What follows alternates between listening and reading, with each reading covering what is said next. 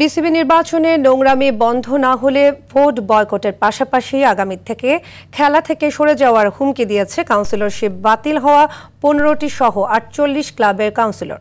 শনিবার মোহামেডান ক্লাবে এক সংবাদ সম্মেলনের আয়োজন করে ক্লাব সংগঠক ও কাউন্সিলররা, যেখানে নির্বাচন সুষ্ঠু করতে নতুন করে তফসিল ঘোষণা সহ 3টি দাবি তোলেন সংগঠকরা। বিস্তারিত মাহফুজুল ইসলামের রিপোর্টে।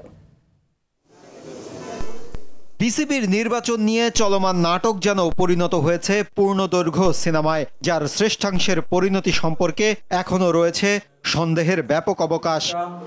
ক্রিকেটের স্বার্থে বর্তমান পরিচালনা পরিষদের মেয়াদ বৃদ্ধি করে নতুন অ্যাডহক কমিটির অধীনে নতুনভাবে তফসিল ঘোষণা করে বিসিবির নির্বাচন আয়োজনের দাবি তুলেছেন 48 ক্লাবের প্রতিনিধিরা। সংবাদ সম্মেলনে উপস্থিত ছিলেন ক্লাব থেকে পরিচালক পদে মনোনয়ন প্রত্যাহার করা হেভিওয়েট বেশ কয়েকজন প্রার্থী। দাবি মানা না হলে আসতে পারে ভোট বয়কটের মতো কর্মসূচি। আমরা শেষ পর্যন্ত চেষ্টা করব খেলা চালিয়ে যাওয়ার জন্য। তা যদি না হয় তাহলে আবার আপনাদের কাছে ফিরে যাব। আমাদের রাস্তা যদি না থাকে, সব দুয়ার যদি বন্ধ হয়ে যায়, তাহলে আমরা এরকম একটা পরিকল্পনা আমরা করব এবং এটা বলছি ইয়েস। এদিকে জেলা ও বিভাগ কোটায় 10 পরিচালক ক্রীড়া উপদেষ্টার মদতপুষ্ট প্রার্থীদের থেকে নির্বাচিত হওয়া নিশ্চিত। অভিযোগ রয়েছে আমিনুল ইসলাম বুলবুলের সভাপতি পদ নিশ্চিত করতে ক্লাব থেকে আরও 3টি পরিচালক দাবি করেছেন ক্রীড়া উপদেষ্টা। সেই সিদ্ধান্তে তিনি এখনো অনড়।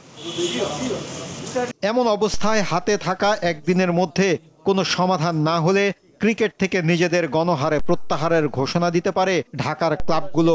আসতে পারে অসহযোগ আন্দোলনের ডাক। প্রয়োজনে আমরা খেলা থেকে বিরত থাকবো, কারণ আপনারা জানেন কতগুলি ক্লাব বাদ দিয়েছে। তো ওই ক্লাবগুলির যে কাউন্সিলর আছে, যা কমিটিতে যারা আছে, তারা তো এখন এখানে কোনো টাকা ইনভেস্ট করবে না, ক্লাবগুলি চালানোর ব্যাপারে কোনো উদ্যোগ নেবে না। এরকম আরো অনেকেই আছে যারা এখান থেকে বিরত থাকবে। তো আমরা ক্লাবের ক্রিকেটের স্বার্থে, দেশের স্বার্থে আমি বলেছি যে একটি সুষ্ঠু সমাধান না হলে আমরা অন্য ব্যবস্থা নিব, যে আমরা খেলা থেকে বিরত। বিতর্কিত 15 ক্লাবের কাউন্সিলরশিপ বিষয়ে 5 অক্টোবর চেম্বার জজ আদালতে রায় আসবে। 6 অক্টোবর বিসিবির বহুল প্রতীক্ষিত নির্বাচন।